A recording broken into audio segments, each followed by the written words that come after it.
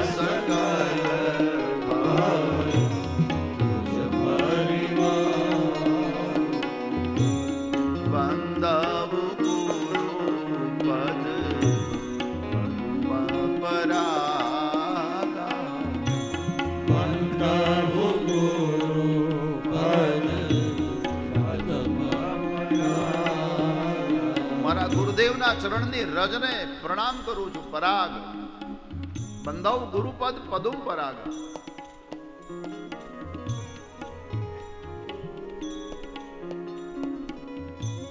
પુષ્પના ઉપર, ફૂલના ઉપર ચોંટેલી ધૂળ હોય એ પરાગ. મારા ગુરુદેવનો ચરણ એ કમળ છે, એ રજને હું પ્રણામ. અને એ રજે મને 4 વસ્તુ આપી.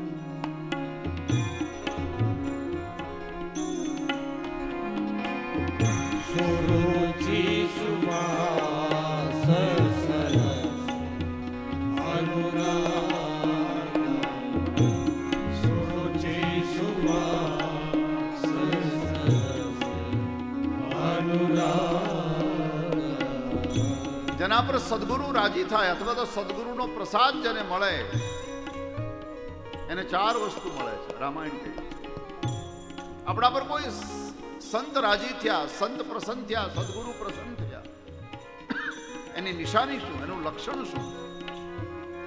તો પેલી આપણી રુચિ સુંદર બને. આપેલું શું રુચિ? રુચિ એટલે મને તમને જે ગમે, મને તમને જે ભાવે એને રુચિ કહેવામાં આવે. ઘણાને લાડુ બહુ ભાવે, ઘણાને જલેબી ભાવે, આ બધી રુચિ. અને રુચિ અલગ અલગ છે. જો એક જ પ્રકારની મીઠાઈ બધાને ભાવતી હોય તો આ મીઠાઈની દુકાનવાળા એક જ પ્રકારની મીઠાઈ રાખે, પણ અલગ અલગ રાખવી પડે, કારણ કે એને ખબર છે કે લોકોની રુચિ અલગ અલગ છે. અમારા પુષ્પદંત એમ લખે છે, રુચિનામ વૈચિત્ર્યા દજુ કુલિલ નાના પથજુષામ નૃણામ એકો ગમ્યઃ સ્ત્વમસી પયસામર્ણવૈવ. રુચિનામ વિચિત્ર રુચિઓ છે. સાધના માર્ગમાં પણ રુચિઓ વિચિત્ર છે. ભજનના માર્ગમાં પણ રુચિ વિચિત્ર હોય છે. કોઈને કૃષ્ણ ગમે, કોઈને રામ ગમે, કોઈને ભગવાન શિવ ગમે, કોઈને સ્વામી સહજાનંદ ગમે. આ બધા અલગ અલગ રુચિઓ. કોઈને માતાજી ગમે, કોઈને રુચિનામ વૈચિત્ર્ય. એવી રીતે માણસની રુચિ અલગ અલગ હોય છે. એ રુચિ સુંદર બનાવે, જેના ઉપર સદગુરુ રાજી થાય.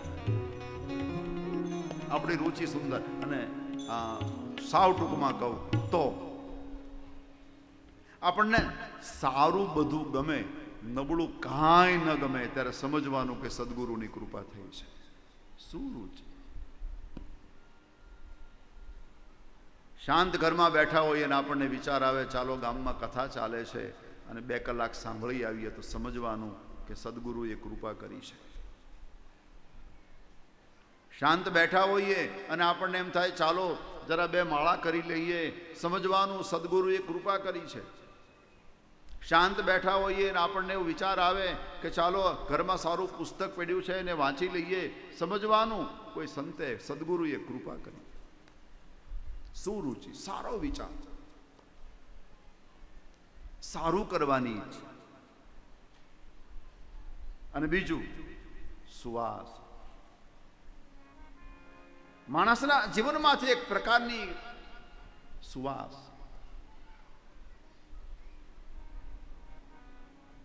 સંત કૃપા વાળો વ્યક્તિ ઓળખાઈ જાય. ટૂંકમાં કહું, આના પર કોઈ સંતની કૃપા છે એ આપણને ખ્યાલ આવી જાય, કારણ કે એક સુગંધ નીકળતી હોય છે અંદરથી, જીવનમાંથી. સુગંધ એટલે પેલું સ્પ્રે છાંટીને આવે એ નહીં.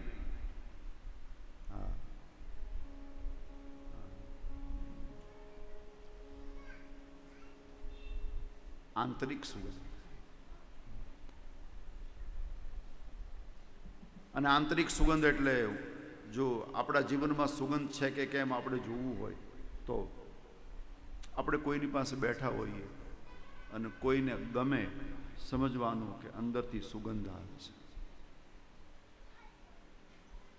આપણે કોઈની પાસે કોઈને ગમે, બસ આપણે કોઈને ગમીએ.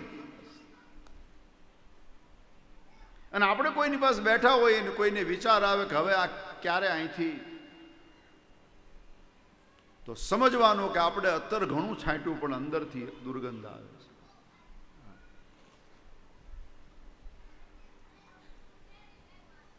ગામડામાં ઘણા હોય ને, ગામડામાં સમજાય, શહેરમાં ન સમજાય.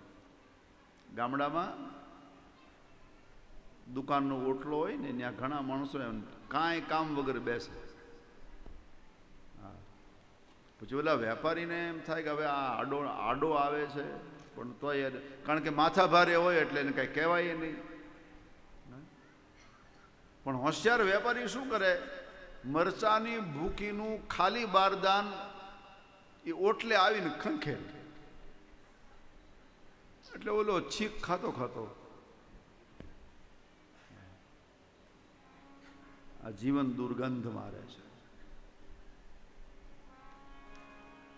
રામાયણમાં એવું લખ્યું છે કે આ સંસારમાં બંને પ્રકારના જીવ દુઃખદાયી છે, કોઈ સુખ આપતું જ નથી. બધા જ દુઃખ દે છે, પણ ફરક એટલો, એક મળે ત્યારે દુઃખ થાય છે અને એક જ્યારે છૂટે ત્યારે દુઃખ થાય છે.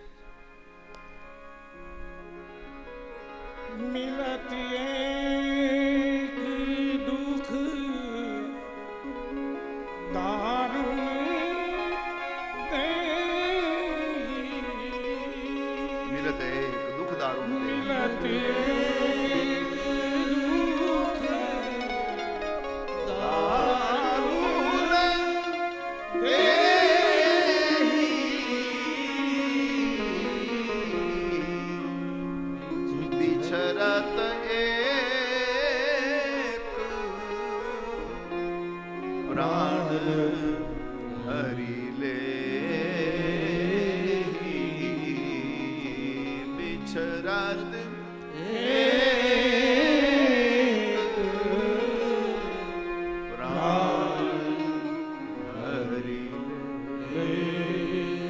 મળે ત્યારે દુઃખ.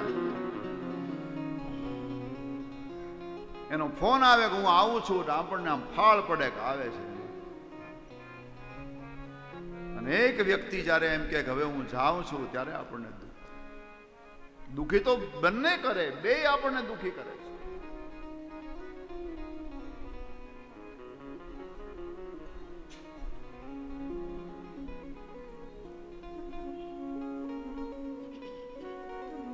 બધા જ દુઃખદાયી છે, પણ એક મળે ત્યારે દુઃખ થાય, એક છૂટે ત્યારે દુઃખ થાય.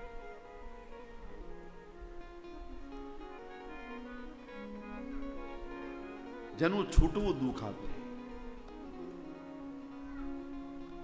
સમજવાનું કે એમાં એના પર સંતની કૃપા છે. આ સંત કૃપા વાળો વ્યક્તિ છે, એનું હૃદય ભજની છે, એના અંદરથી આંતરિક સુગંધ છે, એનું છૂટવું દુઃખ.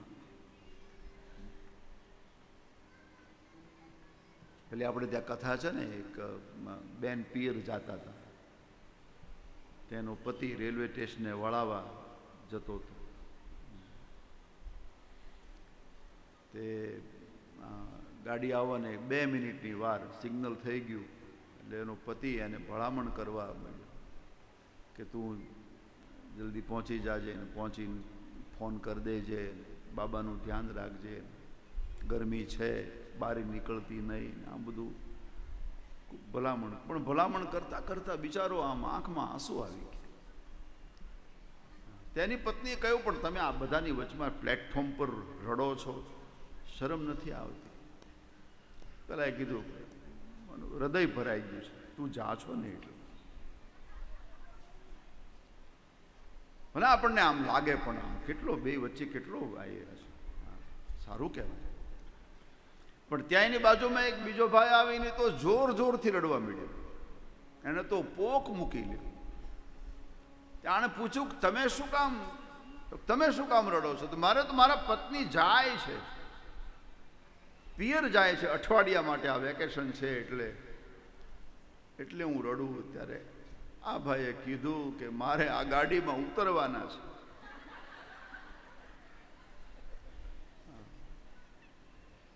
ગઈ કાલે ટેલિફોન આવ્યો કે હું 4ની ગાડીમાં આવું છું, ત્યારથી મેં ખાધું નથી.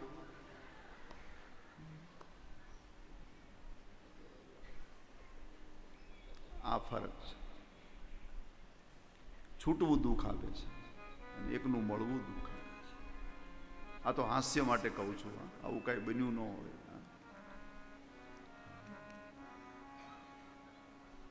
સંતની કૃપા જેના પર થાય એનું જીવન સુગંધથી ભરાઈ જાય છે. આપણે ત્યાં ગવાય પણ ખરું, એક જ અરમાન છે મને,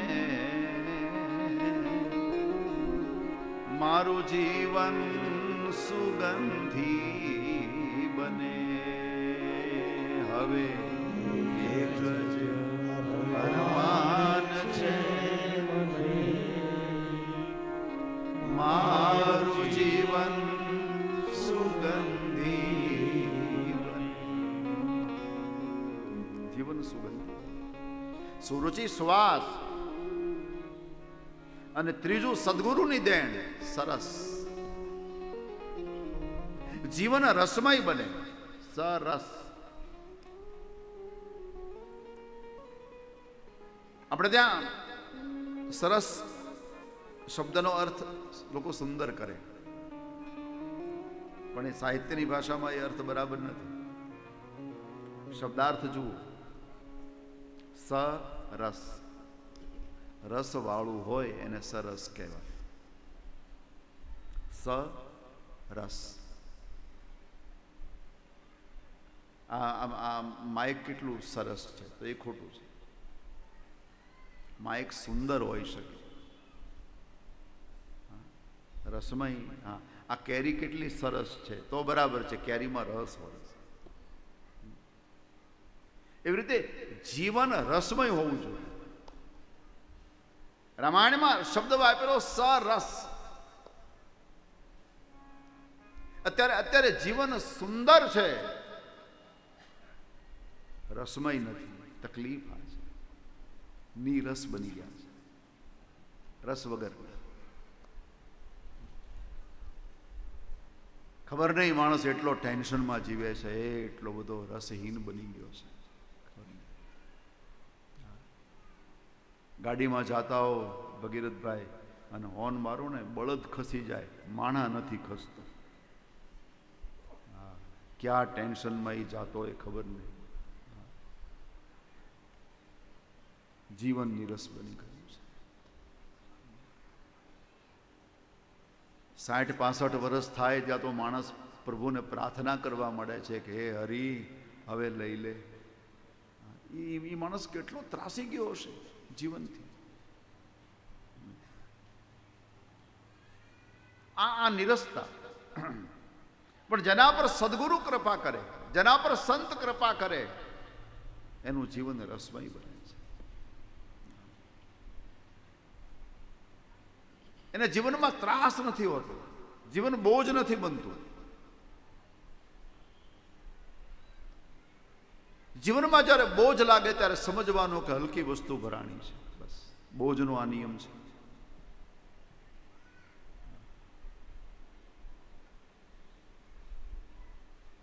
આપણી બેગમાં હીરા ભર્યા હોય, હીરા 5 કિલો હીરા.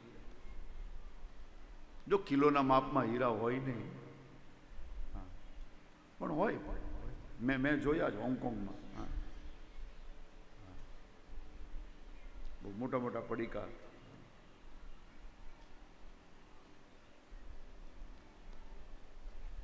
પાંચ કિલો હીરા ભર્યા હોય, અને એ બેગને તમે ઉઠાવો ને તો એ ગૌરવ થાય. અને એમાં એ બેગ લઈને આપણે આવતા હોઈએ ને, જેને ખબર હોય કે આ બેગમાં 5 કિલો હીરા છે, હા, તો એને એ ગૌરવ કરે કે જો આ કરોડોના હીરા લઈને આવી રહ્યો છે. ગૌરવ છે. એ વજન નથી, એનો બોજ નહીં લાગે. એમ જીવનમાં સાચી વસ્તુ ભરાણી છે તો બોજ નહીં લાગે. જીવનમાં કિંમતી વસ્તુ જેને સંગ્રહી છે એનું જીવન બોજમય નહીં બને.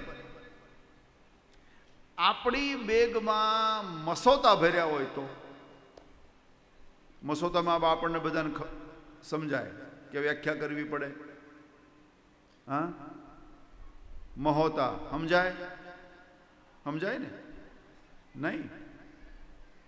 અરે આ તો કાઠિયાવાડી શબ્દ છે આપણો.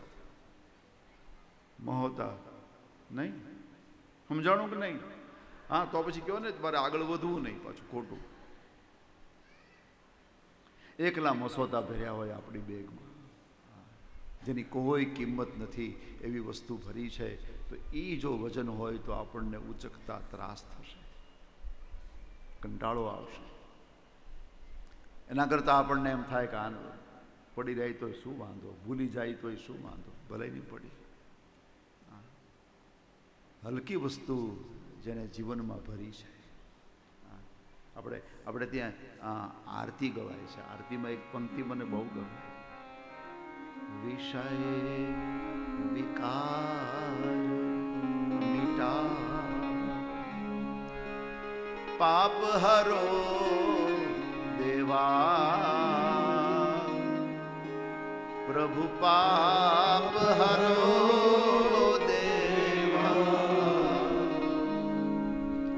શ્રદ્ધા ભક્તિ બઢાવો શ્રદ્ધા પ્રેમ બઢાવો સંતન કી સેવા જય જગદીશ હરે. વિષય વિકાર મિટાવો. કામ અસોતા વિષયો ને વિકારો જો ભર્યા હશે તો જીવન બોજ લાગશે. આ બેને કવિ કે કાઢો, પછી કોઈ કહ્યું કે ભાઈ બે કાઢવાની વાત કરો તો ખાલી થઈ જાય. તો એક કામ કરો ને, પાછા બે વસ્તુ ભરી લો, શ્રદ્ધા અને ભક્તિને ભરી લો. શ્રદ્ધા અને ભક્તિમય જેનું જીવન છે એનું જીવન રસમય છે. એને તો વર્ષો ઓછા પડે. નરસિંહ મહેતા તમે જુઓ, આપણી દ્રષ્ટિએ કેટલા દુઃખી છે. આપણી દ્રષ્ટિએ નરસિંહ મહેતાને કોઈએ 100 ગ્રામ ઘી ઉધાર નહોતું આપ્યું. જુનાગઢ ઇતિહાસ છે. અને એક વેપારી તૈયાર થયો તો એને કીધું કે મહારાજ તમારો આ કેદાર રાગ છે ને ગીરવે મૂકી દીધો. રાગ મુકાયો હતો, એને શ્રાદ્ધ કરવું. આટલી ગરીબી છતાં નરસિંહે કીધું નથી કે જીવનમાં મને કષ્ટ પડ્યા છે. નરસિંહે એમ કહ્યું કે મારે મુક્તિ જોતી જ નથી, મારે તો વારવાર જન્મ જોઈએ છે. હરિના જનતો મુક્તિ ન માગે, માગે જન્મ અવતાર રે. નિત સેવા નિત ઉત્સવ કીર્તન નિરખવા નંદ કુમાર રે. ભૂતલ ભક્તિ પદાર્થ મોટું, બ્રહ્મલોકમાં નાહી રે. પુણ્ય કરી અમરાપુરી પામ્યા, પણ છેવટ 84 માહી. મુક્તિ ન માગી, મારે તો વારંવાર જન્મવું છે. કારણ કે લક્ષ જુદું છે, લક્ષ ફરી ગયું છે. સંસારની સંપત્તિ લક્ષ્ય હોય તો દુઃખી કહેવાય. આપણે એમ કહીએ કે સુદામાની પાસે કાંઈ વ્યવસ્થા નહોતી, પણ ભાગવતમાં લખ્યું છે સુદામાને વ્યવસ્થાની જરૂર નહોતી. જરૂર હોય ને ન હોય તો માણસ હેરાન થાય, પણ જરૂર જ નહોતી. સુદામાના પાસે વખતે વૈભવ હોય તો એ વૈભવનો કાંઈ સ્વીકાર નહોતો કરવાનો, કારણ કે વિરક્ત છે. એટલે હરિના જનતો મુક્તિ ન માગે. નરસિંહે મુક્તિ નથી માંગી, મારે વાર જન્મ લેવો છે. એટલે જીવન કેટલું રસમય હશે એનું. સંસારની કોઈ સગવડતા નથી, પણ જીવન કેટલું રસમય. અને ચોથું,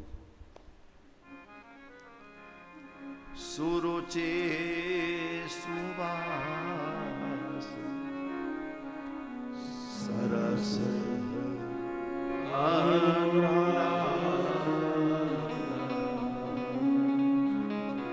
સુરુચિ સુવાસ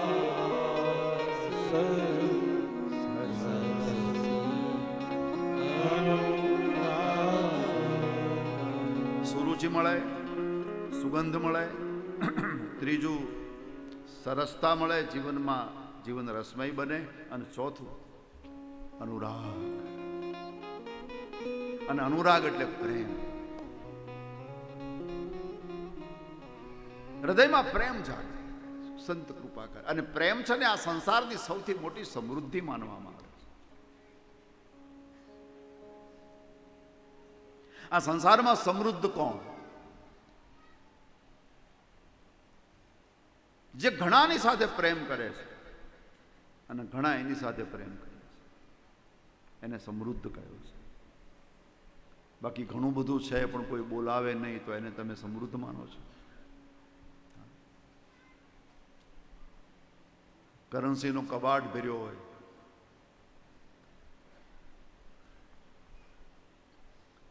દાદા એ કબાટની પાસે જ બેસી રહે.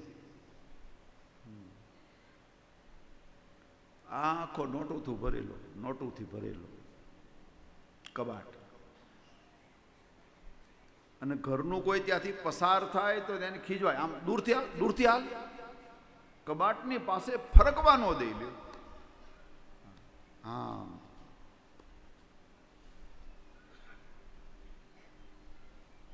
પછી ઘરનાને કેવો પ્રેમ હોય. ઘરના દાદાને બોલાવે નહીં, દાદા ઘરનાને બોલાવે નહીં. ઓલો પાવર છે કયો? કબાટ ભર્યો છે. પ્રેમ નથી.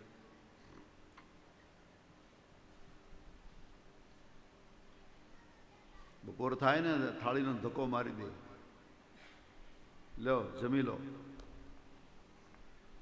હવે તમે એને સમૃદ્ધ માનો છો?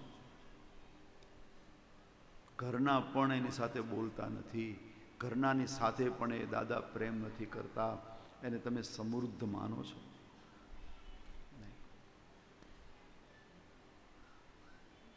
સમૃદ્ધ એ છે આ સંસારના ઘણા લોકો. આપણે ત્યાં તમે જુઓ, સંતો મહાપુરુષો,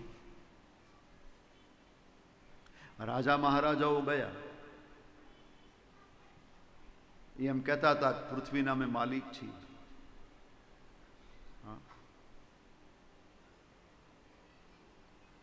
અને ખરેખર પૃથ્વીના પતિ હતા, પણ ભૂલાઈ ગયા.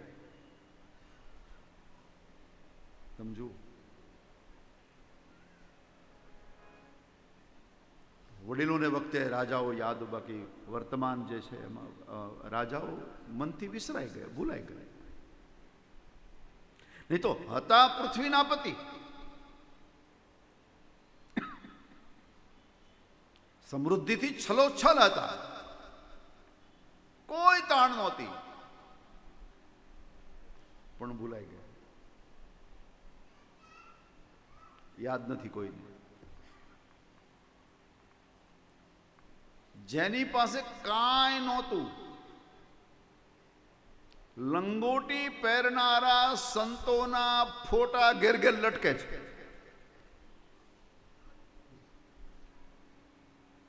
જેની પાસે ઘણું બધું હતું એને કોઈ યાદ નથી કરતું, જેની પાસે કાંઈ નહોતું એને યાદ કરે છે.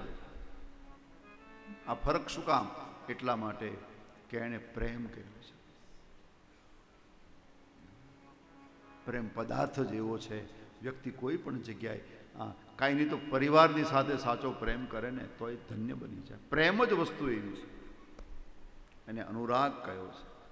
અને એમાંય જો પ્રેમ પરમાત્મા પ્રત્યે થાય તો પ્રેમ પણ પવિત્ર બની જાય. એટલા માટે પ્રેમને ઈશ્વર કહે છે.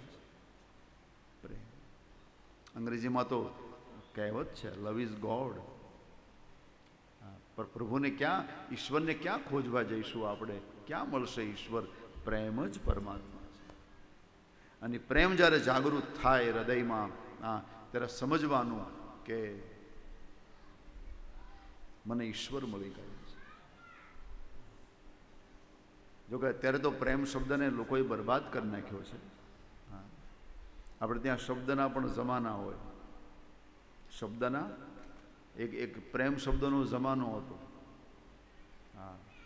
કબીર સાહેબને એમ કહેવું પડ્યું, 2.5 અખર પ્રેમ કે પઢે સો પંડિત હોય, પોથી પટપટ જગમુવા પંડિત ભયા ન કોઈ. 2.5 અક્ષર પ્રેમ કે પઢે સો પંડિત હોય. પ્રેમના 2.5 અક્ષરને જેને જાણ્યા છે એ વિદ્વાન છે, એ પંડિત. આ એક પ્રેમ શબ્દનો જમાનો હતો. અત્યારે આ શબ્દનો જમાનો નથી. કારણ કે ગમે ત્યાં વાપરે છે માણસ.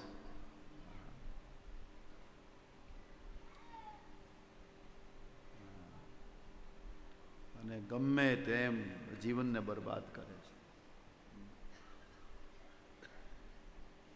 અમને પ્રેમ છે. પ્રેમ નથી, એ પતનનો માર્ગ છે. ઘણા લોકો આમ છે ને, નથી આપણે જોતા પ્રેમ લગ્ન કરેલી. હા, આપણે કઈ કેમ તો કે અમે લવ મેરેજ કર્યા. હા, તો પછી છૂટાછેડા શું કામ લ્યો છો?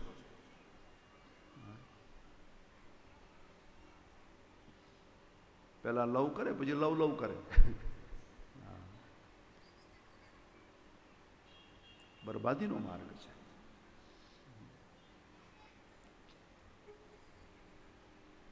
એક વસ્તુ નક્કી સમજી લો, જે સંસ્કૃતિમાં આપણો ઉછેર થયો છે, એનાથી વિપરીત સંસ્કૃતિમાં આપણે ક્યારેય રહી શકતા નથી. બ્રાહ્મણની દીકરી બ્રાહ્મણ પરિવારમાં જન્મી હોય તો એને બ્રાહ્મણ પરિવાર જ અનુકૂળ આવે. આ નિયમ છે. જે સંસ્કૃતિમાં જે મોટી દીકરો કે દીકરી, કારણ કે આપણે ત્યાં સૌની સંસ્કૃતિ, સૌના સંસ્કાર અલગ અલગ છે, અને સૌની જ્ઞાતિ પ્રમાણે સૌ જીવી લે છે. એને ખબર જ છે કે આપણા સમાજમાં આપણે કેવી રીતે રહેવું, ખબર જ હોય.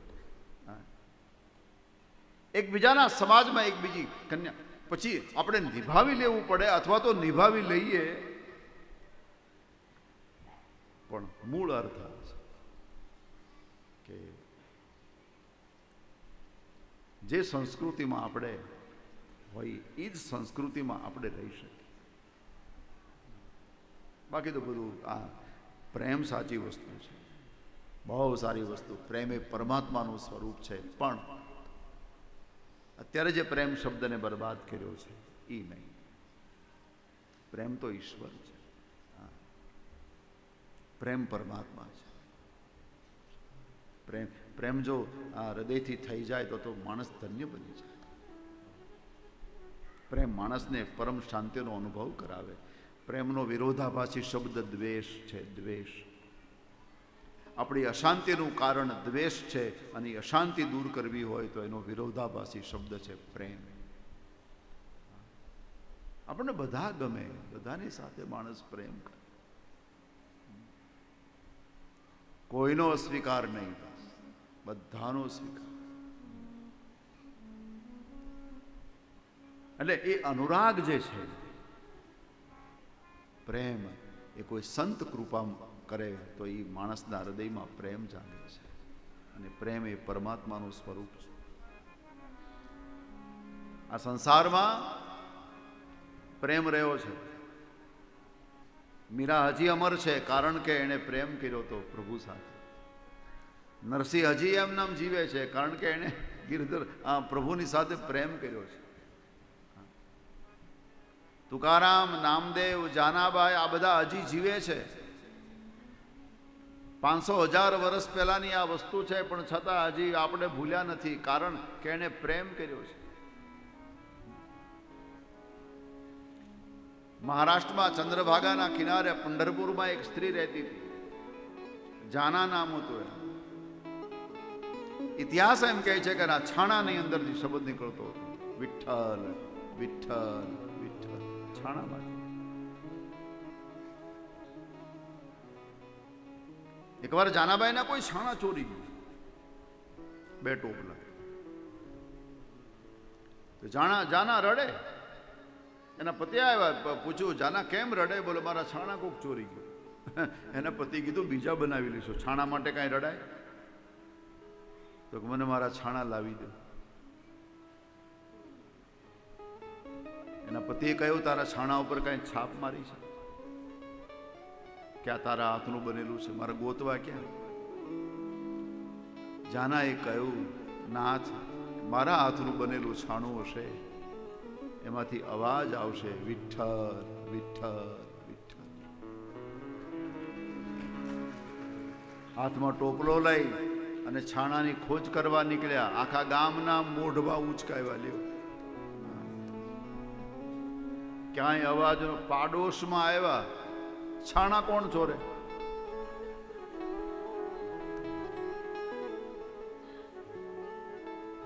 વિઠ્ઠલ ટોપલામાં ઉઠાવ્યો, વિઠ્ઠલ ટોપલામાં.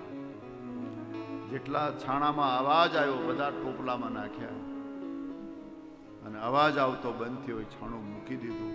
એના છાણાની અંદરથી પણ અવાજ આવતો હતો, કારણ કે છાણા થાપતી વખતે પણ જાના જય જય વિઠ્ઠલ વિઠ્ઠલ વિઠ્ઠલા, જય જય વિઠ્ઠલ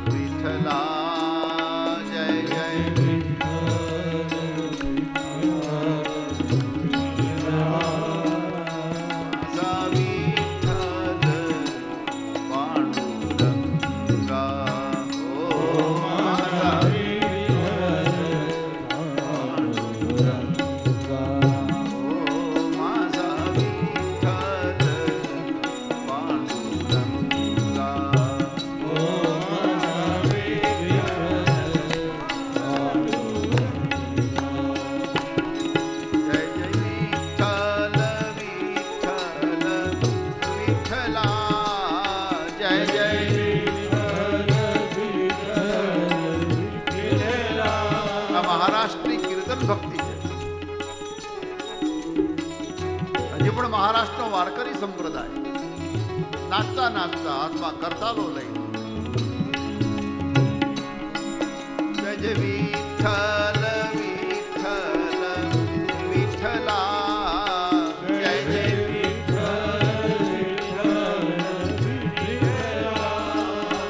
જય જય વિઠ્ઠલ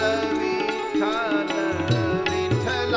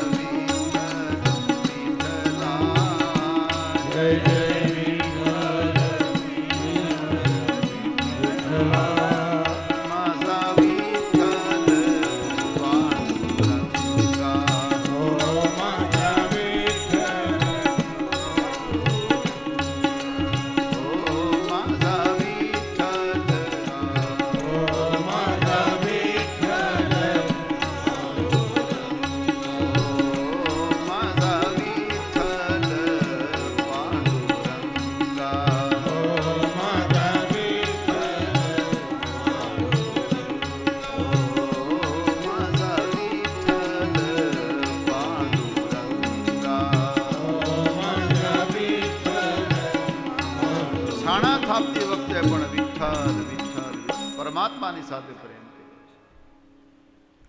આ બધા હજી એમના નામથી જીવે છે, બાકી તો કેટલાય ગયા છે.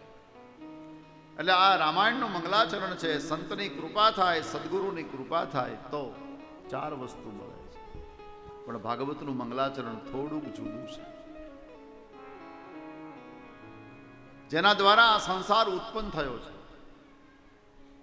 જેના દ્વારા આ સંસાર ટકી રહ્યો છે, અને જેના દ્વારા આ સંસારનો વિનાશ થાય છે, એવા ઈશ્વરને, એવા પ્રભુને અમે પ્રણામ કરીએ છીએ.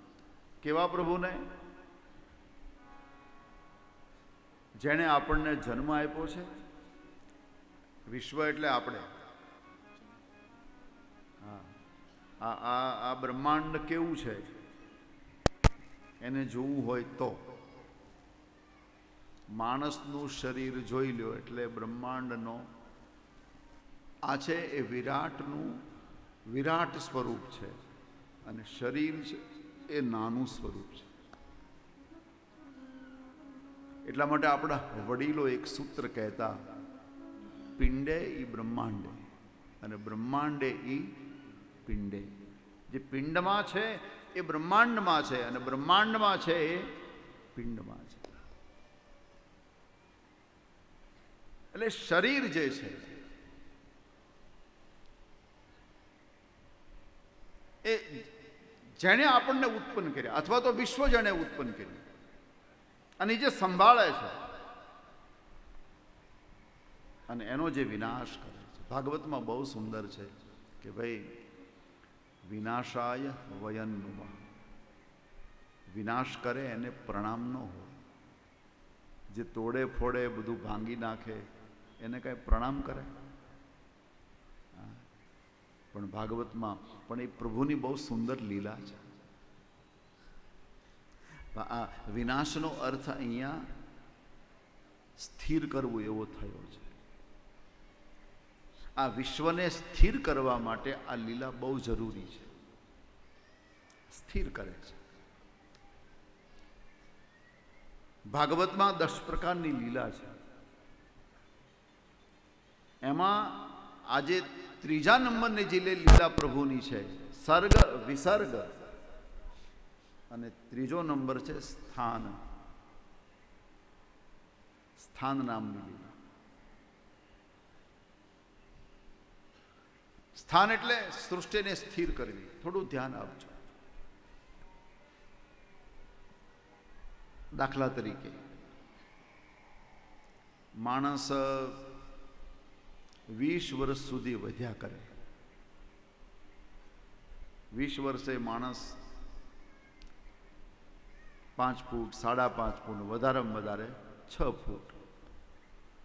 પણ પછી ભગવાન શું કરે? સ્થિર કરે. પછી એને વધવા ન દે. આ એક લીલા પરમાત્મા. નહીં તો એમના હું વધતો ગયો હોત તો.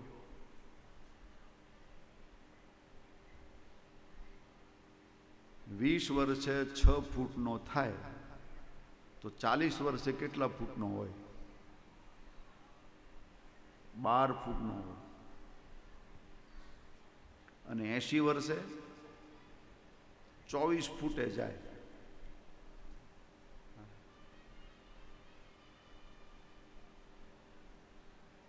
100 વર્ષે તો પછી એના માટે મકાનના દરવાજા બદલાવવા, બારસાકો બદલાવી, ખાટલા બદલાવવા, કરવું કેમ?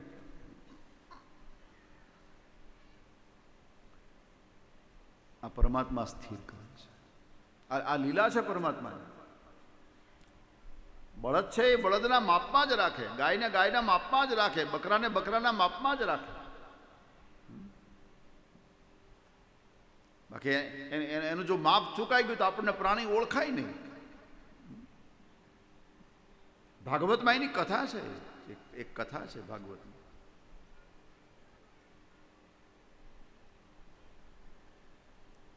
ભગવાન કૃષ્ણ પરમાત્માના પરિવારના બાળકો દ્વારકાને પાદર રમતા હતા, અને એમાં કૂવામાં એક વિચિત્ર પ્રાણી પડ્યું છે. બહાર નીકળવાનો પ્રયાસ કરે પણ આમ બાખોડિયા ભરે પણ નીકળી શકે નહીં. એટલે ભગવાનને વાત કરી, કૃષ્ણ ભગવાનને, કે એક વિચિત્ર પ્રાણી છે અને એ બહાર નીકળવાનો પ્રયાસ કરે પણ આખો કૂવો ઢાંકીને પડ્યું છે. એટલે ભગવાને આમ દોરડા નખાવ્યા ને બાંધીને બહાર કાઢ્યું. પછી ભગવાને કીધું કે આ કરચલો છે. કરચલો. પરમાત્માએ જેવો એનો સ્પર્શ કર્યો એટલે કરચલો ક્યાં ગયો ખબર ના રહી, અને એની અંદરથી એક દિવ્ય પુરુષનું પ્રાગટ્ય થયું. અને ભગવાનને તો ખબર હતી આ શું છે, પણ બધાની જાણ માટે પરમાત્માએ પૂછ્યું કોણ છું? ત્યારે એમ કહ્યું કે મારું નામ નૃગ છે અને માંધાતાનો હું દીકરો છું. નૃગુ નામ નરેન્દ્રોહમ માંધાતુર તનયોર મહાન દાનિશ વ્યાખ્યા યમાનેશુ. દાન કરવામાં મારી ભૂલ થઈ ગયેલી અને એટલા માટે મને બ્રાહ્મણોએ શાપ આપ્યો હતો, અને પરિણામે આ કરચલાની મને યોની મળી હતી. આવો ઉલ્લેખ ભાગવતમાં છે. એમાં આ રાજા નૃગને, માંધાતાનો દીકરો, અને રોજ એક ગૌદાન કરવાનો સંકલ્પ. રોજ એક ગૌદાન કરે. રોજ સૂર્યોદય થાય બ્રાહ્મણને બોલાવીને ગાયનું દાન કરે. કૃષ્ણ ભગવાનને પણ આ સંકલ્પ છે. દ્વારકામાં ભગવાન કૃષ્ણ રોજ એક બ્રાહ્મણને ગૌદાન કરતા, રોજ. ભાગવત દશમ સ્કંદના ઉત્તરાર્ધમાં એનો ઉલ્લેખ છે. આખી રોજનીશી આપી, સવારમાં ઉઠી અને સાંજ સુધી કૃષ્ણ શું કરતા એનું લખ્યું છે. 4 વાગે ઉઠતા, રોજ પ્રભુ, અને એક મુર્ગો રાખેલો, કૂકડો. કૂકડો બોલે 4 વાગે. એટલે ભગવાનની આંખ ખુલે અને રૂકમિણી કૂકડાને જે ગાળો દે, ઓહો, આવું લખ્યું. થોડી વારે મર્યો નહીં, બોલી ગયો, આવું બોલે કૂકડાને. એનું કારણ કે કૂકડાને એટલા માટે બોલે કે પ્રભુ હવે જાગી જશે અને એના કાર્યમાં લાગી જશે.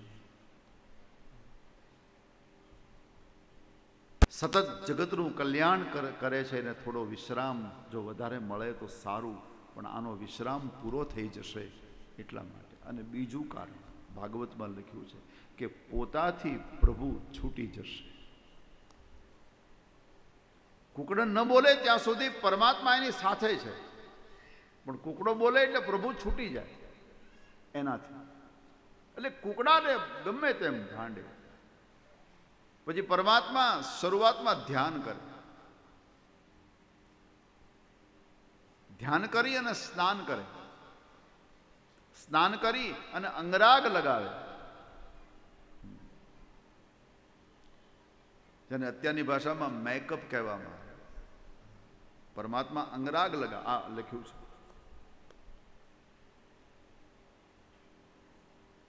અને પછી શૃંગાર કરે, અને પછી સુધર્મા સભા, દ્વારકાની જે સભા છે ને, રાજ્યસભા, એનું નામ છે સુધર્મા.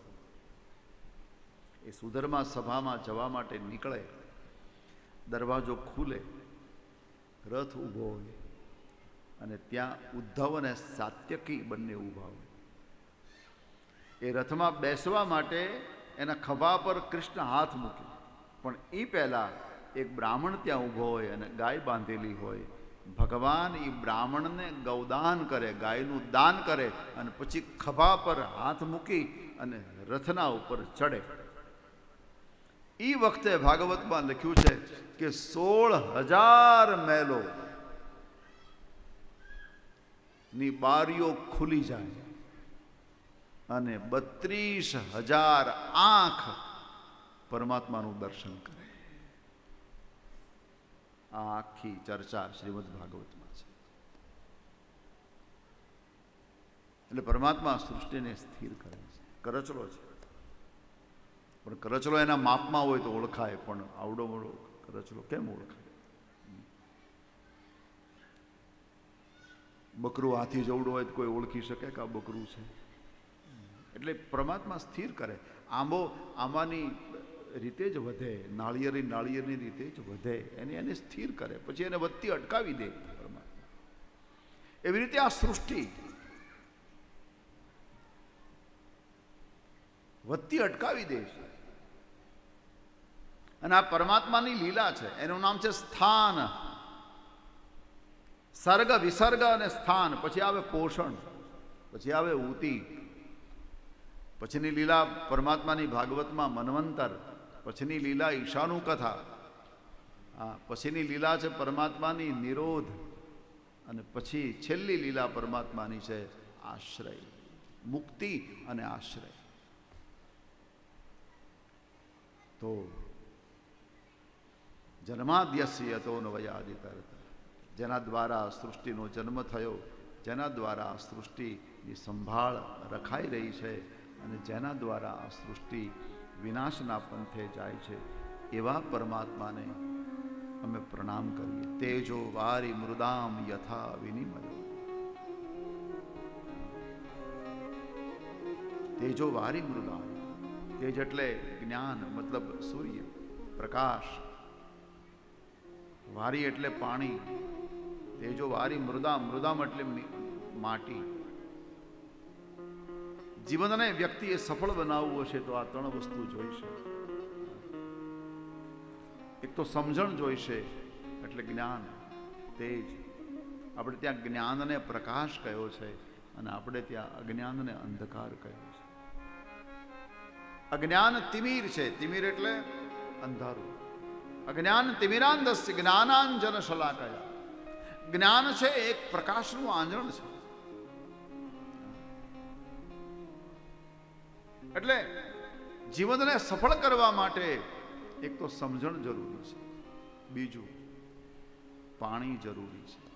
જેમ કોઈ ખેડૂતને ખેતીમાં સફળ થવું હોય તો ત્રણ વસ્તુ જોઈશે: તેજો, વારી, મૃદામ. મૃદામ એટલે માટી. જે ખેતરની માટી સારી હોય ત્યાં ફળ વધારે આવે. માટી. હા, જે ખેતરની માટી બરાબર નથી, તમે ગમે એટલું વાવો એમાં સફળતા ન મળે. એક તો પણ હવે ખેતર જ ન હોય તો માટી જોઈશે. પહેલું માટી છે, પાણી નથી તો એકલી માટી કામ નહીં લાગે. હવે પાણી અને માટી બેય છે, પણ બીજને વાવવાની સમજણ નથી તો આ ત્રણેય વસ્તુ, બીજને વાવવાની સમજણ, આ જ્ઞાન. હવે આ તો ખેતીમાં સફળ થવા માટે આ ત્રણ વસ્તુ, પણ જીવન, આ શરીરને ભગવદ્ ગીતામાં ખેતર કહ્યું છે. ઇદમ શરીરમ કૌંતેય ક્ષેત્રમિત્યભિધીયતે. એ અર્જુન, આ શરીર ખેતર છે. ઇદમ શરીરમ કૌંતેય, હે અર્જુન, શરીર ખેતર છે. હવે એ જીવનને સફળ કરવા માટે ત્રણ વસ્તુ જોઈશે. એક તો વારી, પાણી, માટી. આ શરીર ખેતર છે એટલે માટી તો મળી ગઈ. બીજું પાણી. કયું પાણી? બીજાના દુઃખમાં રડવા માટેના આંસુ જો વ્યક્તિ પાસે આવી જાય તો આ જળ એના જીવનને ઉદ્ધાર કરી દે છે. મૃદામ. મૃદામ એટલે માટી. વારી એટલે પાણી. વ્યક્તિએ પોતાના જીવનને સફળ કરવું હોય તો કઈ માટી લે? કોઈ સંતના ચરણની ધૂળ. બીજાના દુઃખમાં રડવા માટે આંસુ, આ પાણી. અને કોઈ સંતના ચરણની ધૂળ મળી જાય. ભાગવતમાં લખ્યું છે કે તું ગમે એટલું કરીશ, ગમે એટલા યજ્ઞો કરીશ, ગમે એટલા દાન પુણ્ય કરીશ, પણ હે જીવ, જ્યાં સુધી તારા ઉપર કોઈ સંતના ચરણનો અભિષેક, એની ધૂળનો અભિષેક નહીં થાય ત્યાં સુધી તારું કલ્યાણ કોણ કરી શકશે? મહત્પાદ રજોભિષેક. રહુગણનો શબ્દ છે આ ભાગવતમાં. રહુગણને કયો છે જડ ભરત. ત્યારે બહુ એણે ચર્ચા કરી ત્યારે ભરતજીએ કહ્યું, રહુગણ, જ્યાં સુધી સંતના ચરણની ધૂળ તારા માથા પર નહીં આવે ત્યાં સુધી તારું કલ્યાણ નહીં થાય. એટલે તેજો વારી મૃદામ યથા વિનિમયો યત્રસ્તિ સર્ગો મૃષા. ધર્મ પ્રોજિત કૈત્ર વૌત્ર પરમો નિર્મત્સરાણામ સતામ વેદ્યમ વાસ્તવમત્ર વસ્તુ શિવદમ તાપત્રયો. અને ત્રીજા શ્લોકમાં નિગમ કલ્પતરોર ગલિતમ ફલમ શુક મુખાદ મૃદદ્રવ સંયુતમ. ચોથા શ્લોકથી ભાગવતની કથાનો આરંભ કરે છે.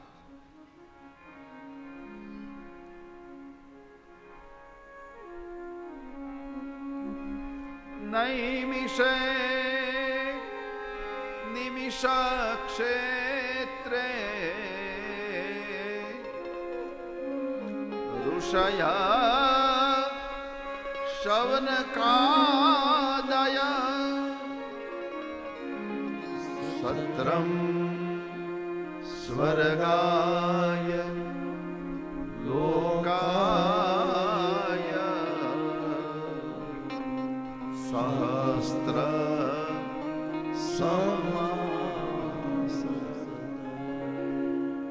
નૈમિષારણ્યમાં ઋષિઓ ભેગા થયા છે. એક વિશાળ જ્ઞાન સત્ર ભરી મહાપુરુષો બેઠા છે.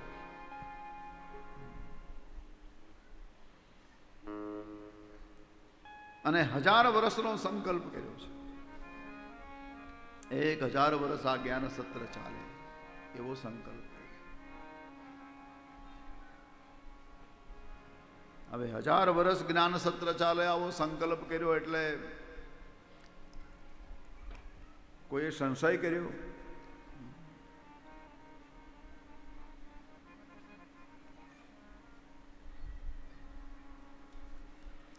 કોઈએ સંશય કર્યો કે ભાઈ 1000 વર્ષનો આપણે સંકલ્પ કરીએ છીએ, પણ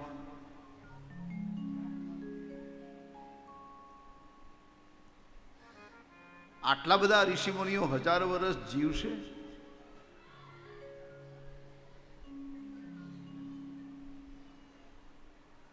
અને આપણે સંકલ્પ કરીએ 1000 વર્ષનો આ સત્રનો, અને પછી આમાં કોઈનું અવસાન થઈ ગયું તો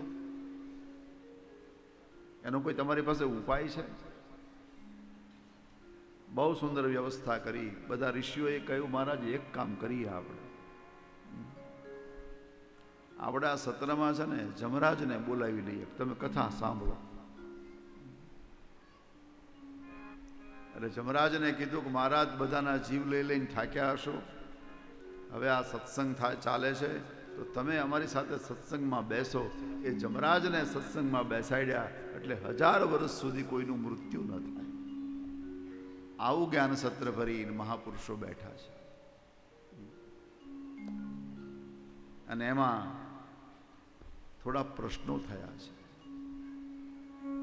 આપણે ત્યાં શાસ્ત્રો પ્રશ્નોત્તરી છે. જિજ્ઞાસુ પ્રશ્ન કરે અને અધિકારી એને જવાબ આપે. એ તો અત્યારે કથાની પ્રથા કઈ બની ગઈ કે વક્તા બોલે ને શ્રોતા સાંભળે. અત્યારે કથાની આ પ્રથા છે. એ વખતે આ પ્રથા નહોતી. જિજ્ઞાસુ પ્રશ્ન કરે અને અધિકારી એને જવાબ આપે. ભગવદ્ ગીતા પ્રશ્નોત્તરી છે, શ્રીમદ ભાગવત પ્રશ્નોત્તરી છે, રામાયણ પ્રશ્નોત્તરી છે, મહાભારત પ્રશ્નોત્તરી છે. વેદમાં પણ પ્રશ્નો પૂછાયા અને એનો ઉત્તર મળ્યો. પણ એ જે પ્રશ્નો કરે છે એની ચર્ચા આપણે આવતીકાલે કરશું. આવતીકાલે સવારે 9 વાગે મળીએ. ત્યાં સુધી બધાને જય શ્રી કૃષ્ણ. આપણી કથાનો પાછો તમને ટાઈમ એકવાર પાછો કહી દઉં. એક મારી આદત પ્રમાણે પહેલેથી મારી આદત રહી કે સમયસર કથા શરૂ કરવી. તમારે એમ નહીં માનવાનું 9 વાગ્યાનો ટાઈમ આપ્યો એટલે બાપુ તો 9:30 વાગે આવશે. ના, હું 9 વાગે આવી જઈશ. એટલે 9 થી 11:30 સુધી આપણે કથા કરશું અને સાંજે 4 વાગ્યાથી લઈ અને 6:30 વાગ્યા સુધી આપણે રોજની કથા કરશું. એટલે આવતીકાલે 9 વાગે ફરી મળીએ. વિશેષ કંઈ સૂચના હશે તો આપ સૌને આપવામાં આવશે. 1 મિનિટ માત્ર આપણે ભગવાનનું કીર્તન કરી લઈએ. દ્વારિકા કૃષ્ણ મુરારી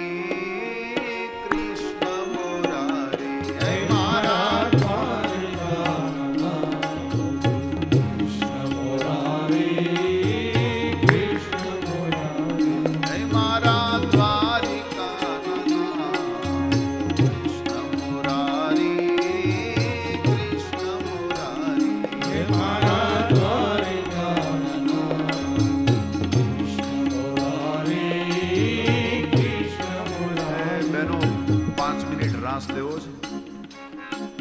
આવો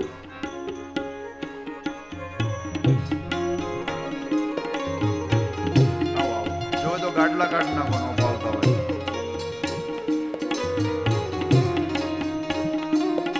ભાઈઓને પણ છૂટ છે કે ગાડલા કાઢો.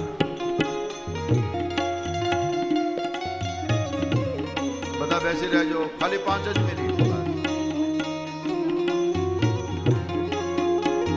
હે મારા દ્વારિકા કૃષ્ણ મુરારી, કૃષ્ણ મુરારી. હે મારા દ્વારિકા કૃષ્ણ મુરારી, કૃષ્ણ મુરારી.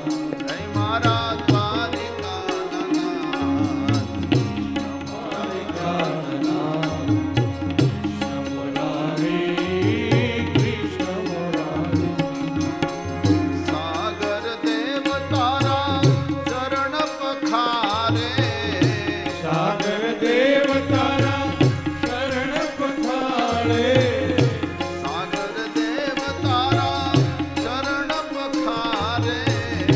સાગર દેવ તારા ચરણ પખારે. બેટની છે બલિહારી દ્વારિકા મુરારી, હે મારા દ્વારિકા કૃષ્ણ મુરારી, હે મારા દ્વારિકા કૃષ્ણ મુરારી. મારા દ્વારિકા કૃષ્ણ મુરારી.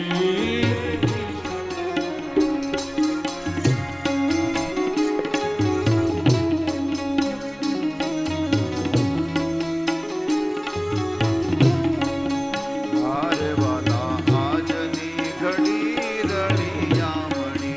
હારે વાલા આજની ઘડી રળિયા મને. હારે વાલા આજની ઘડી રળિયામણી. હારે વાલા આજની ઘડી રળિયા મને. હે મારો વાલો આવ્યાની વધામણી જીરે મારો મારો વાલો આવ્યાની વધામણી રે. હે મારો વાલો આવ્યાની વધામણી જીરે મારો મારો વાલો આવ્યાની વધામણી હોજી રે. આજની ઘડી રળિયામણી. હારે વાલા આજની ઘડી રળિયા મને. હારે વાલા આજની ઘડી રળિયામણી. હારે વાલા આજની ઘડી રળિયા મને. હારે મોતીડાના ચોક પુરાવ. હારે હું તો મોતીડાના ચોક પુરાવતી. હે મારા બાલાજીની આરતી ઉતારતી ધીરે. મારા બાલાજીની આરતી ઉતારતી ધીરે. મારા પ્રભુજીની આરતી ઉતારતી ધીરે. મારા પ્રભુજીની આરતી ઉતારતી હોજી રે. આજની ઘડી રળિયામણી. હારે વાલા આજની ઘડી તે રળિયા મને. હારે વાલા આજની ઘડી રળિયામણી. હારે વાલા આજની ઘડી તે રળિયા.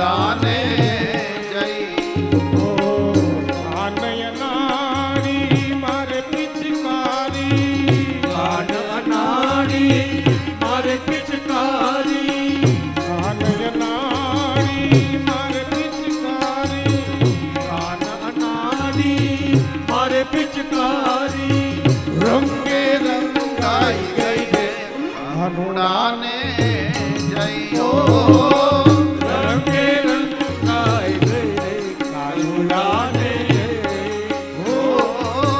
કઈ કઈ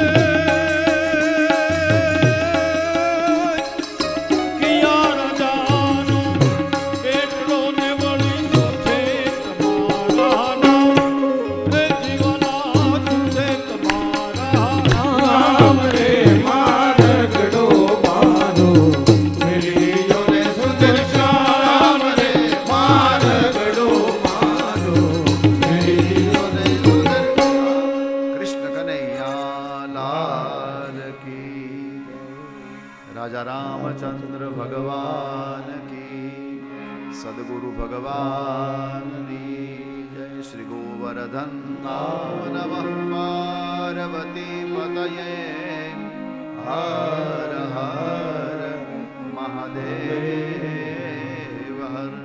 जय जय श्री राधे जय जय श्री राधे जय जय श्री राधे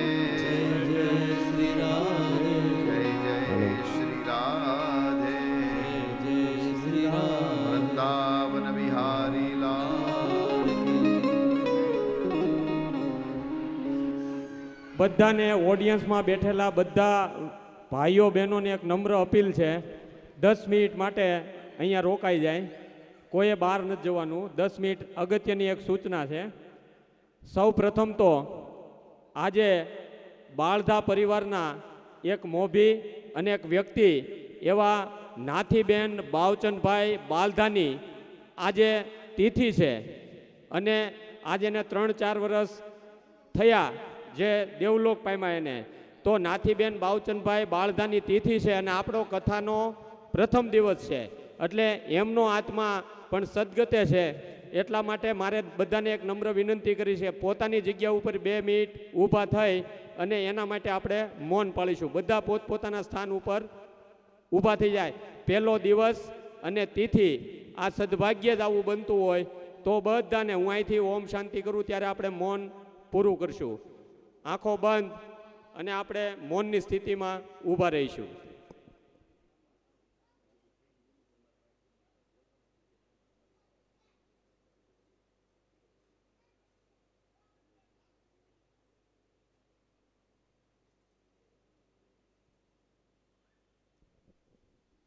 ઓમ શાંતિ શાંતિ શાંતિ.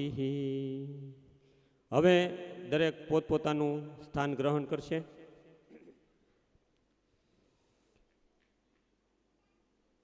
ખાસ કરીને આપણા સમસ્ત બાળધા પરિવાર આયોજિત શ્રીમદ ભાગવત જ્ઞાનજ્ઞ સપ્તાહની અંદર આપણને અત્યારે સરસ મજાનું કથાનું જે રસપાન કરાવે છે એવા પરમ પૂજ્ય શાસ્ત્રીજી શરદભાઈ, એમને ઉતારા માટે 15-20 જગ્યાએથી એવું આમંત્રણ આપ્યું કે બાપુ અમારી ત્યાં ઉતરે, બાપુ અમારી ત્યાં રહે. અને આવો લાવો એ જીવનમાં ક્યારેક એમ બહાના નથી મળતા મિલનના, ખુશીના પ્રસંગો જવલ્લે મળે છે. તો આ ખુશીના પ્રસંગને વધાવવા ઘણા બધા આતુર હતા, પણ જેમના નસીબમાં હતું એવા જીતુભાઈ પ્રાગજીભાઈ, દિનેશભાઈ પ્રાગજીભાઈ સુહાગિયા, આ 2 ભાઈઓને ત્યાં બાપુ છે એ પોતાનો નિવાસ કરે છે. તો આ તકે હું જીતુભાઈ પ્રાગજીભાઈ મોટા જીંજુડા, દિનેશભાઈ પ્રાગજીભાઈ સુહાગિયા મોટા જીંજુડાનો બાળધા પરિવાર વતી હાર્દિક આભાર વ્યક્ત કરું છું. ખાસ કરીને અહીંયા કોઈ પણ સત્કાર્ય કરવાનું હોય અને અવડી મોટી માનવ મેદની એકત્રિત કરવાની હોય ત્યારે એક હાથે ક્યારેય કામ થતું નથી. આમાં ઘણા બધા વ્યક્તિનો સહકાર છે, એ અનિવાર્ય હોય છે. જેમ જેમ આપણી નજર સામે આવા નામ આવશે એમ આપણે એનો ઉલ્લેખ કરીશું. બાળધા પરિવારના યુવાનોની એક અગત્યની મીટિંગ આજે રાત્રે 8 વાગે વડલે રાખી છે. એટલે બાળધા પરિવારના તમામ યુવાનો છે એ મીટિંગની અંદર હાજર રહી છે, આ સભા મંડપમાં રાખી છે. એટલે બાળધા પરિવારના યુવાન ભાઈઓ એ બધા જ આ મીટિંગની અંદર હાજર રહેશે. ત્યારબાદ કે પીઠવડીનું કામ હોય, સભા મંડપનું કામ હોય, વિનુ મામાનું વ્યક્તિગત કામ હોય કે બાળધા પરિવારનું કોઈ પણ પ્રકારનું કામ હોય, ત્યારે ખડે પગે રહી અને આ ગામના યુવાન સરપંચ ભૌતિકભાઈ સોહાગીયાએ હંમેશા આપણને ટેકો આપ્યો છે અને એમની અહીંયા ઉપસ્થિતિ છે. એટલે એને આપણે પહેલાં તો તાળીઓથી વધાવીએ. અને હું અહીંથી જેના નામ બોલું એ બધા જ વ્યક્તિઓ અને ખાસ બાળધા પરિવારને મારે યુવાન મિત્રો છે એને કહેવાનું છે કે દરેક વ્યક્તિને હું નહીં ઓળખતો હોય, દરેક વ્યક્તિને અન્ય વ્યક્તિ નહીં ઓળખતા હોય. જે કુટુંબમાંથી જે વ્યક્તિના સગાવાલા આવે તો એનું નામ છે એ કિરણભાઈને અવશ્ય નોંધાવી દેવું. કેમ કે બાળધા પરિવાર છે એનું નામ છે હતું અને રહેવાનું છે, એમાં ક્યાંય આંચ ન આવે. એટલે કોઈ મહેમાનને એમ ન થવું જોઈએ કે હું અહીંયા આવ્યો અને મારું નામ સુદ્ધાનો ઉલ્લેખ ન થયો. એટલે બે હાથ જોડીને કરબદ્ધ પ્રાર્થના છે કે એનું નામ છે એ કિરણભાઈને આપે.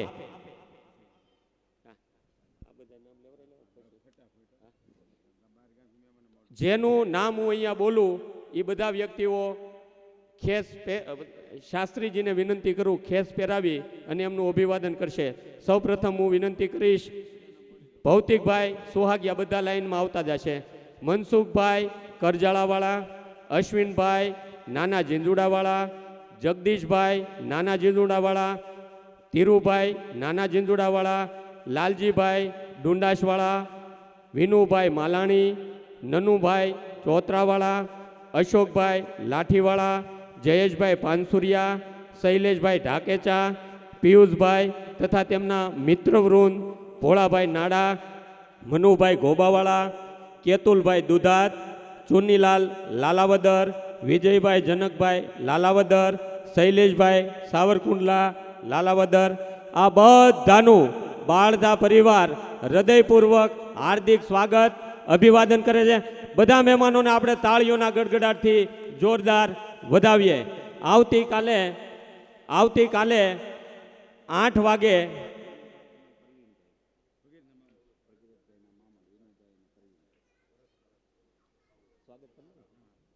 ભગીરથભાઈના મામા પ્રવીણભાઈ અને વિનુભાઈ બંનેને હું નમ્ર વિનંતી કરું કે સ્ટેજ પર આવે અને ખેસથી સ્વાગત સન્માન સ્વીકારે.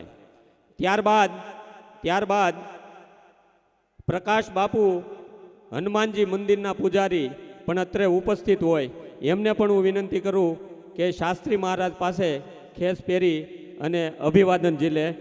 પૂજ્ય પ્રકાશ બાપુ રમેશભાઈ પણ અત્રે ઉપસ્થિત હોય એમને પણ વિનંતી કરું કે અહીંયા આવે અને બાળધા પરિવારનો ભાવ છે એનો સ્વીકાર કરે. મોહમ્મદભાઈ પણ અત્રે ઉપસ્થિત હોય એમને પણ સ્ટેજ પર આવવા હું વિનંતી કરું.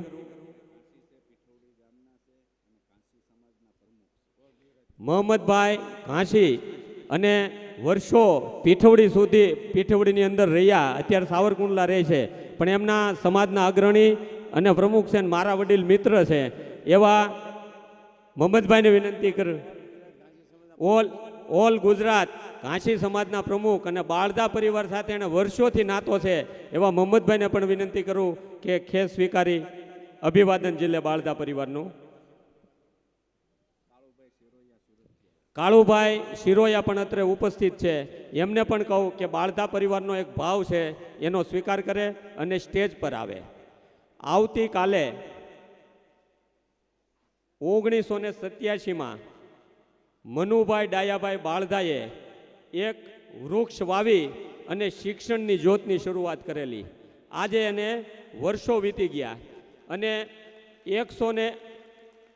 1987માં શરૂ કરેલી શાળા 5800 વિદ્યાર્થીને ભણાવી અને માત્ર પીઠવડી કે સાવરકુંડલા નહીં પણ આજુબાજુના 10 ગામડામાં શિક્ષણની જ્યોત બાળધા પરિવારે જે પ્રગટ કરી અને એ શાળા આજે વટવૃક્ષ બની અને અમરેલી જિલ્લાની નંબર 1 શાળા બની છે. એનો સાંસ્કૃતિક કાર્યક્રમ છે એ આવતીકાલે રાત્રે 8 કલાકે છે. એમાં દિવાળીબા હાઈસ્કૂલ પીઠવડી ભલે ખૂણાનું ગામ હોય, તાલુકાનું નાનું અમથું ગામડું હોય, પણ એના વિદ્યાર્થીઓમાં જે કરતબ છે, એની પાસે જે કલા છે, એની પ્રસ્તુતિ આવતીકાલે રાત્રે 8 વાગે થવાની હોય.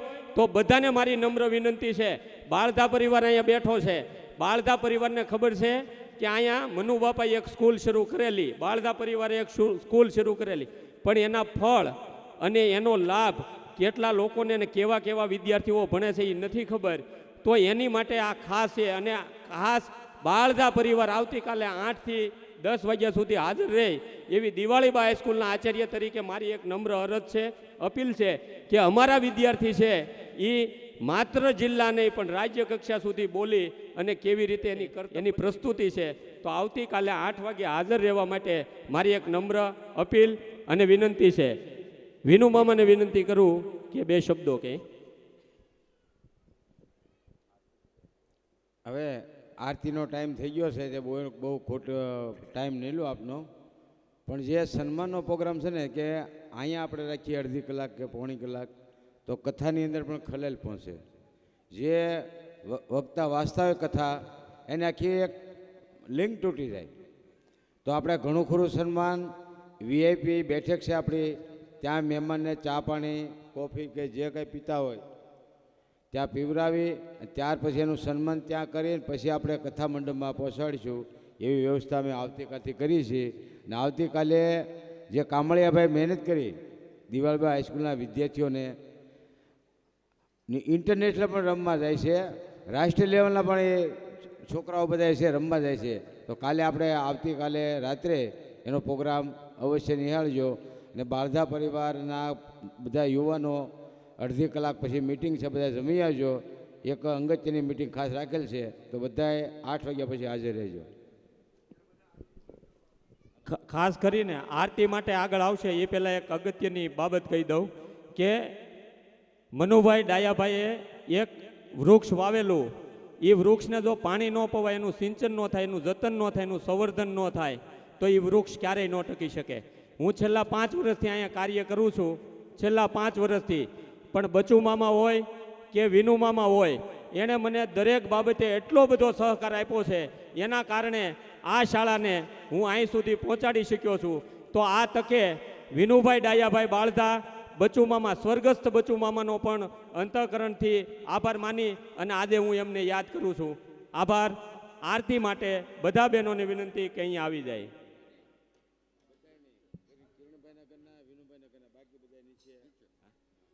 બે વ્યક્તિ કિરણભાઈના ઘરના અને વિનુભાઈના ઘરના બે અત્યારે આરતી ઉપર આવશે, બાકી બધાને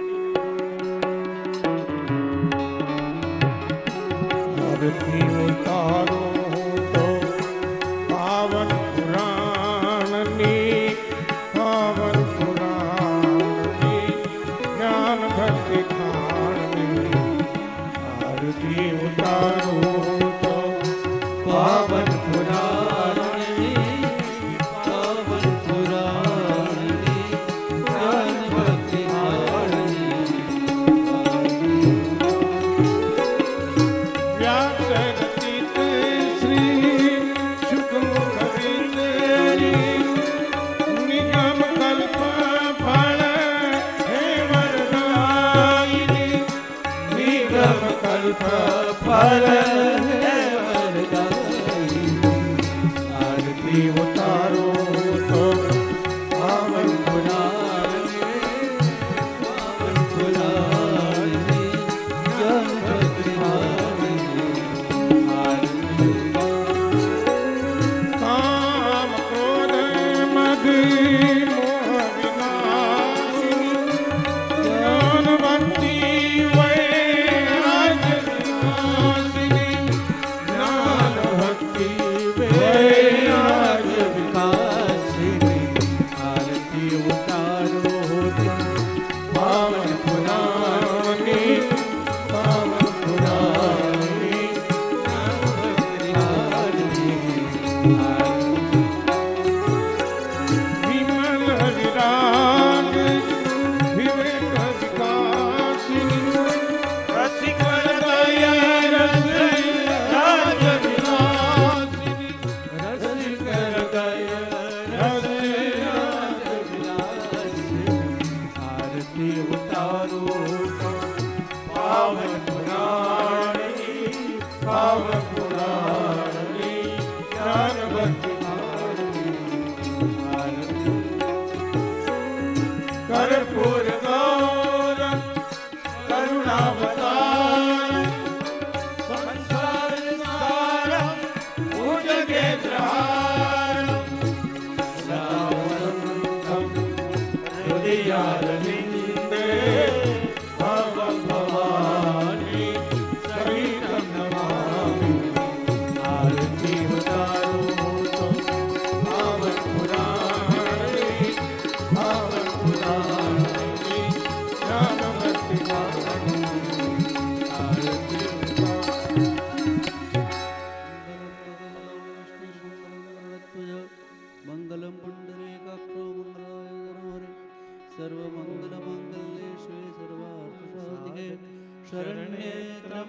ન